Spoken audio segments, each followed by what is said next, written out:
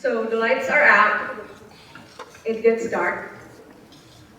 Think about the last time the power went out in your house.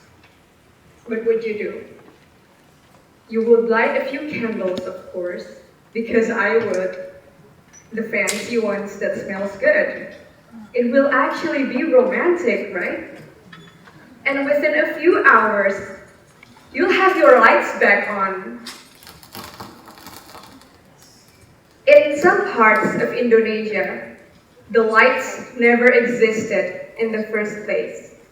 When the sun goes down, it's over.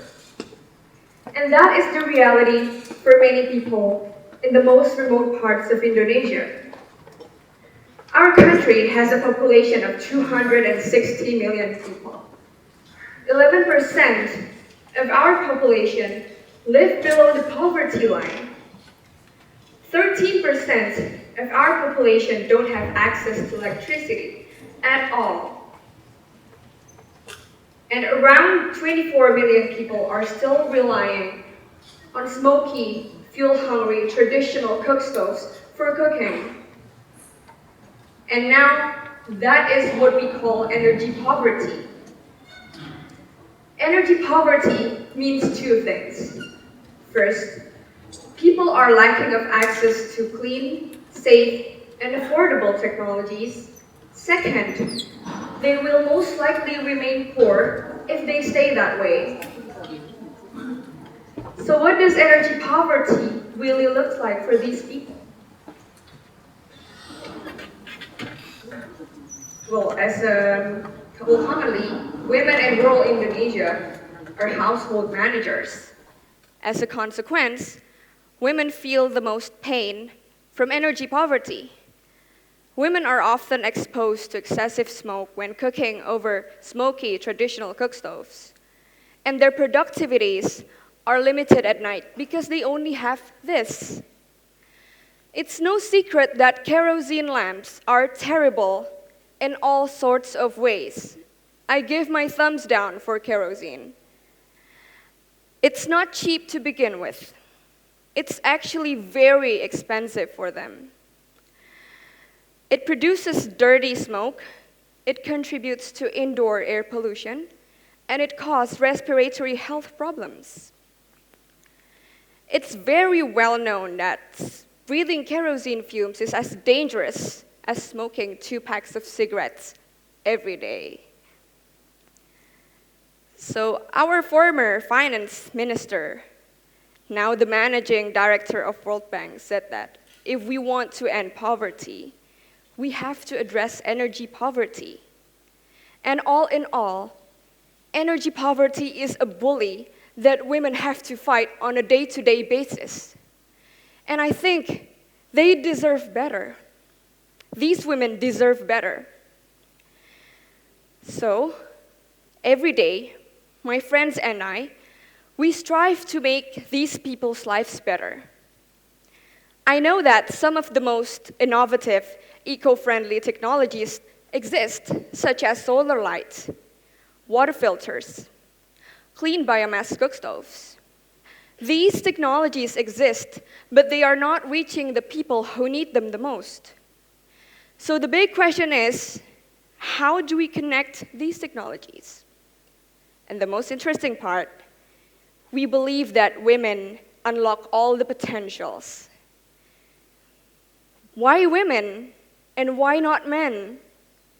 Because if we educate women, give them the right skills, education, and resources, women can become even greater catalysts for change. We call these women Wonder Woman or Ibu Inspirasi. So the idea is, women can sell solar lights, clean biomass cook stoves, or water filters to the people in their village. By now, you must have wondered, why sell? Why not give these technologies away for free? Aren't they poor? Aren't these technologies expensive? Think of the efficiency of having to buy one solar lamp that could last up to 5 years and relies on the energy of the sun, which is totally free. Isn't it way, way much better than having to buy a liter of kerosene every week for the rest of your lives? Here's one of my favorite stories. A few years ago in Central Java, the government was giving away free cook stoves. The exact same cook stoves like we distribute. Can you guess what happened? Can anybody guess?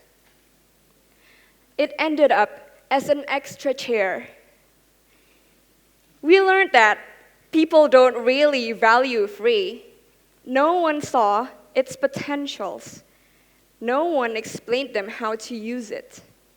And the most important, no one explained them why it was better for them to change.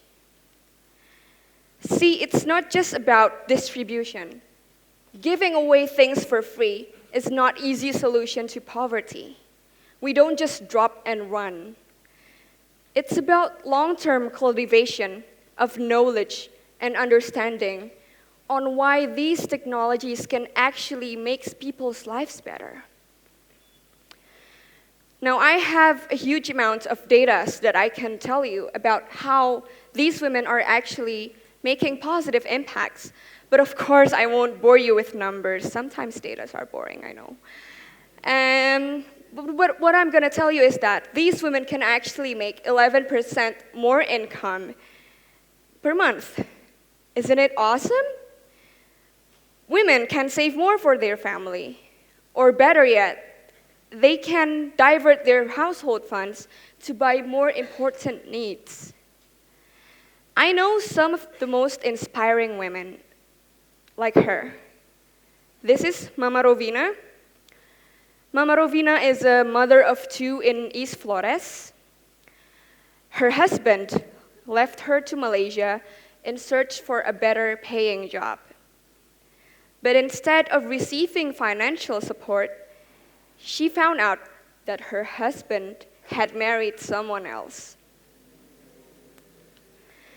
So that was the lowest point of her life. Can you imagine? And she began to struggle to earn money. That was when her life as a single mother started. So she began to struggle to earn for money, and she was creative. She hunted motorcycles, and she hunted for squids and sea cucumbers at night. But it was too hard for her to hunt for squids at night if it's very dark. So Mama Rovina came to know our solar lights. And since knowing our solar light, she bought it, and she became more productive at night. Mama Rovina realized that she can actually sell these solar lights to the people in her village. And in just 1.5 years of selling technologies, Mama Rovina can build her own house. And that makes me proud. We call it, wait for it, we call it the house with the $1 million view. This is the kind of view that luxury resorts will be dying to spend their huge bucks on. So Mama Rovina has transformed from being at her lowest to the most inspiring women in her village. To date, we have 400 Wonder Women across Indonesia. With just 400 women, we can reach over 80,000 people. Can you imagine if the number of Wonder Women doubles over the next few years? How big will the difference be? I see that this business model is promising. Stories kept coming in. It was massive. People can be more productive at night. Children can study more and do their homework at night. It's in these little stories, little individual stories, are the ones that keeps me going. It keeps me motivated to do much more. These people are the reason why I wake up in the morning. These people, they give me a sense of meaningfulness in my life. If you ask me, What makes a woman a Wonder Woman? Does she have to be top national leaders? Does she have to be Amal Clooney, Hillary Clinton, Emma Watson? Those women are all great, no doubt, no doubt. But these women are exceptional. These women, they don't have the university degrees like we do. They may not have finished school. They only have the determination and willingness to do so much more. These women, they can do so much more with less. And I believe they are the true Wonder Woman. Thank you.